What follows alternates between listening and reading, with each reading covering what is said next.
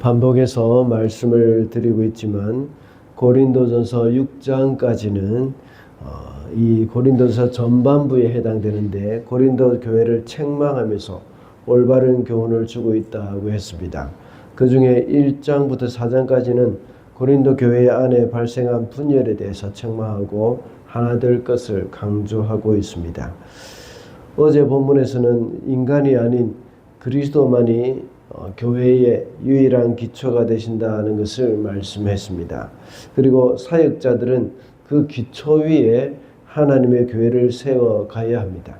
그리고 파당을 만들어서는 안 되고 교회의 분열의 원인이 되는 그 교만을 경계하고 있습니다. 이렇게 할 때에 교회는 교회다워진다는 것입니다. 그래서 참된 교회는 그리스도를 기초로 하고 성령이 거하는 전이 되고 하나님이 주인이 되어야 한다고 했죠. 그래서 오늘은 우리가 봉독한 말씀에서 사도 바울이 복음을 전하는 자들에게는 그 복음을 전하는 자들에 대해서 이렇게 판단하지 말라고 말을 하고 있습니다. 그리고 사도들의 겸손과는 대조적으로 교만한 고린도 교인들을 책망하고 있는 것을 우리가 본문을 통해서 볼 수 있습니다. 그래서 오늘은 겸손의 길이라는 제목으로 말씀을 살펴보고자 합니다. 첫째로 겸손의 길은 서로 판단하지 않는 것입니다. 5절 말씀입니다. 그러므로 여러분은 주님께서 오실 때까지는 아무것도 미리 심판하지 마십시오. 주님께서는 어둠 속에 감춘 것들을 환히 나타내시며 마음속의 생각을 드러내실 것입니다. 그때에 사람마다 하나님으로부터 칭찬을 받을 것입니다. 방금 읽은 5절에서 말씀을 하고 있는 심판하다 하는 이 말은 사람에 대해서 자의로 평가를 하고 있다는 말입니다.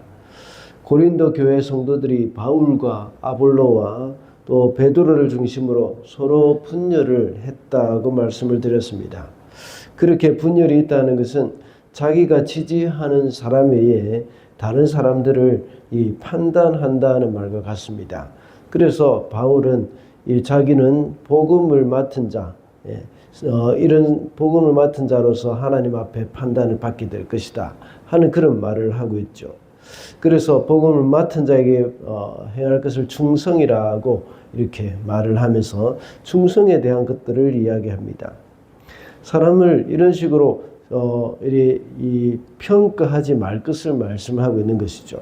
그 이유가 무엇입니까? 모든 것은 주님이 드러내실 것이기 때문입니다. 그 사람이 잘했다거나 잘못했다거나 하는 것은 사람이 겉으로만 보고 평가할 수가 없다는 것입니다. 모든 것을 중심을 보시는 주님이 판단하실 것입니다.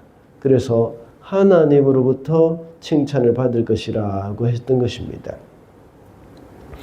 판단과 관련된 말씀이 나올 때는 항상 하나님이 판단하신다는 말을 많이 합니다. 판단하는 일은 하나님의 일이기 때문입니다. 누군가를 판단하는 것은 하나님의 자리에 앉는다는 것과 같은 것이죠. 사역자나 일반 성도나 할 것 없이 그 사람이 하는 일에 대해서 우리가 겉으로만 봐서는 그 진심을 알 수 없습니다. 그래서 부정적으로만 생각하여서 평가절하하는 경우도 종종 일어납니다.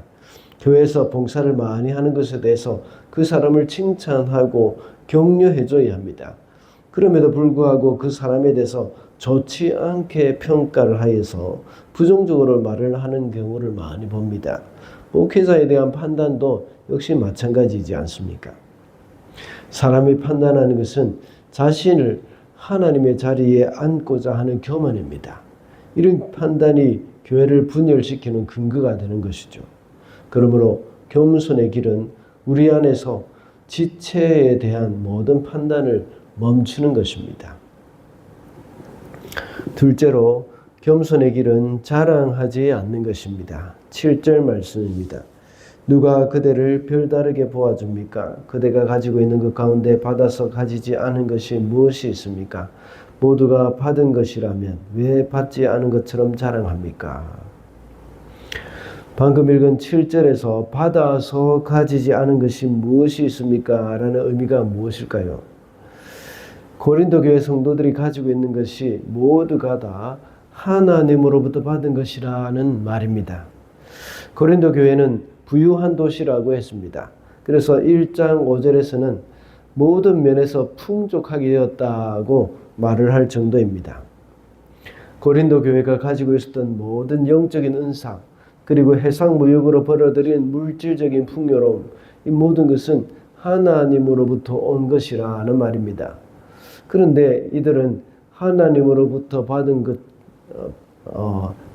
받지 않은 것처럼, 하나님으로부터 받지 않은 것처럼 자랑하고 있다는 말입니다.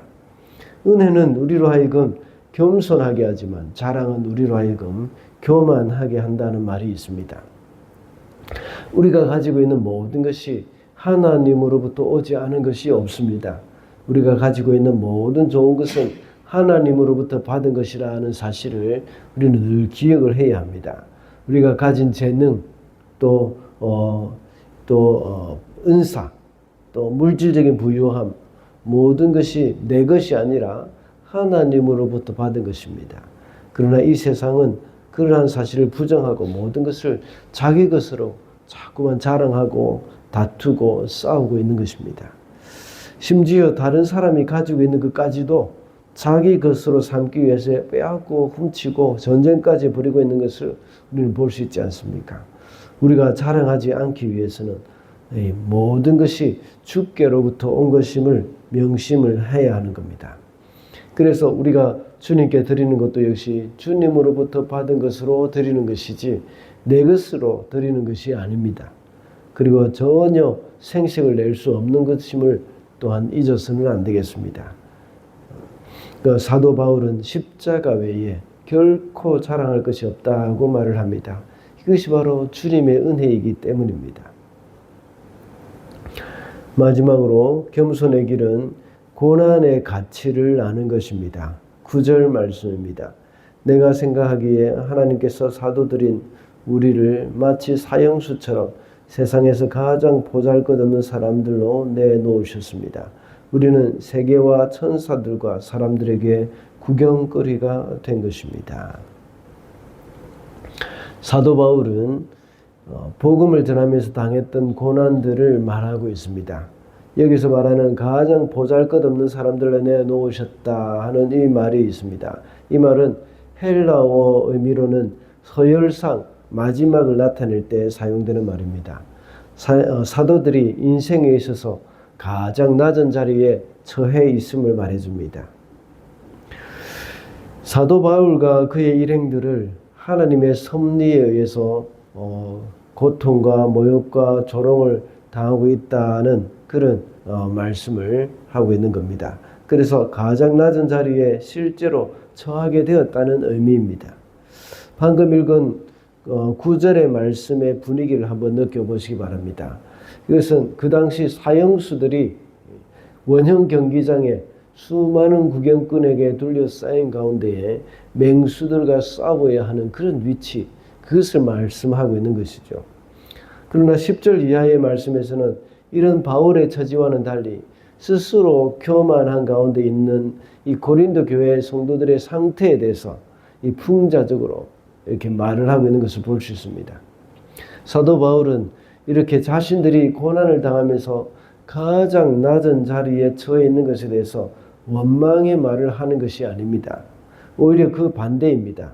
스스로 교만한 고린도 교회 성도들에게 여러 가지 고난으로 낮아져 있는 자신들의 모습을 묘사하고 있는 것이죠. 고난의 가치를 알기 때문입니다. 고난의 가치를 알고 고난으로 연단받은 사람들이 겸손의 길을 갈 수가 있기 때문이죠. 신명기 8장 2절에 보면 이스라엘 백성들이 40년 동안 광야 길을 걷게 하신 것은 이스라엘을 낮추기 위한 것이라고 했습니다. 우리에게 고난의 삶이 가능하면 많이 있지 않으면 참 좋겠죠. 가능하면 우리에게는 고난을 받지 않는 것이 좋기도 합니다. 그러나 우리에게 원치 않는 고난이 닥치는 것은 우리가 또 막을 수는 없습니다. 그런 가운데 가장 우리 스스로가 당장 당하는 이 고난이 가치 있는 것으로 여겨야 하고, 우리가 당하고 있는 고난 중에 가치 없는 고난은 없다는 것이죠. 그 고난으로 인하여서 우리는 더욱더 주님 닮은 성품으로 겸손해질 수 있는 기회가 되기 때문입니다. 앤드류 머레이는 겸손이라는 책에서 말을 합니다. 우리가 겸손한 자가 되기 위해서 어떤 희생도 치를 수 있어야 한다고 말을 합니다. 그만큼 겸손한 성품은 중요하다는 겁니다. 그러므로 우리는 고난이 주는 유익을 알고 그 고난을 통해서 겸손을 배우는 삶을 살아가야 하는 겁니다. 말씀을 맺겠습니다. 오늘은 겸손의 길이라는 제목으로 말씀을 살펴봤습니다. 겸손의 길은 서로를 판단하지 않는 것이고 자랑하지 않는 것이라고 했습니다. 그리고 겸손의 길은 고난의 가치를 아는 것이라고 했습니다. 오늘도 겸손하신 우리 주님을 따라가는 저와 여러분이 되시기를 바랍니다.